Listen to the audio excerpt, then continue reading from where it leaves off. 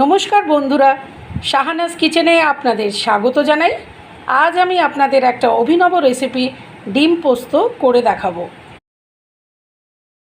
1 teaspoon নুন দিয়ে প্রথমে ডিমগুলো সেদ্ধ করে নিচ্ছি। সেদ্ধ ডিমগুলো নিয়ে এবার একটু একটু করে চিড়ে নিচ্ছি, যাতে ডিম ভাজার সময় তেল না ছেটকায় আর সমস্ত মশলাগুলো এই ডিমের মধ্যে ঢুকতে পারে।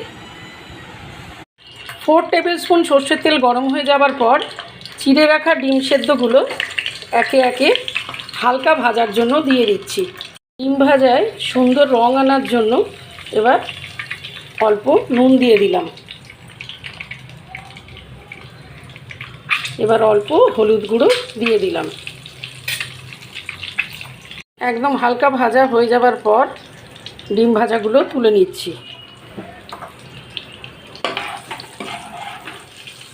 ভাজার তেলে টুকরো করে কেটে রাখা কাঁচা লঙ্কা হালকা করে ভেজে নিচ্ছি।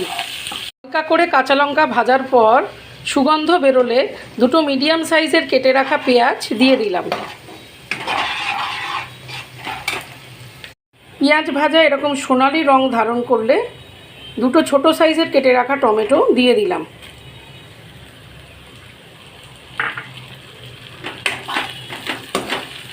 পেঁয়াজ তাড়াতাড়ি গলে যাওয়ার জন্য সামান্য পরিমাণ নুন দিয়ে দিলাম। পেঁয়াজ আর টমেটো সম্পূর্ণরূপে গলে যাবার পর যতটা পোস্ত বেটে রেখেছিলাম তার হাফ এবার দিয়ে দিলাম। 1/2 টিস্পুন হলুদ গুঁড়োও দিয়ে দিলাম।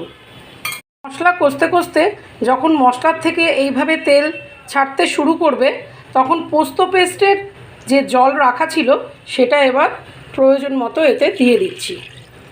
এবার হালকা করে ভেজে রাখার ডিমগুলো দিয়ে দিলাম।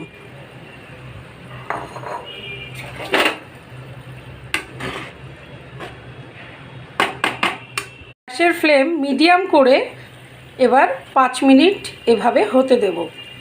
এবার পোস্ত পেস্টের যে অর্ধেকটা রাখা ছিল সেই কাঁচা পোস্ত ওপরে ছড়িয়ে দিলাম। এবার ভালো করে এই কাঁচা পোস্তটা এই গ্রেভির মধ্যে মিশিয়ে দিচ্ছি। এবার ধনেপাতা কুচো ছড়িয়ে দিলাম। এবার গ্যাসের ফ্লেম অফ করে দিলাম। ডিম পোস্ত সার্ভ করবার জন্য রেডি হয়ে গেছে। এই ডিম পোস্ত রেসিপিটি আপনাদের ভালো লাগলে অবশ্যই আমার চ্যানেলটি সাবস্ক্রাইব করে দেবেন এবং লাইক, শেয়ার, কমেন্ট অবশ্যই করবেন। নমস্কার।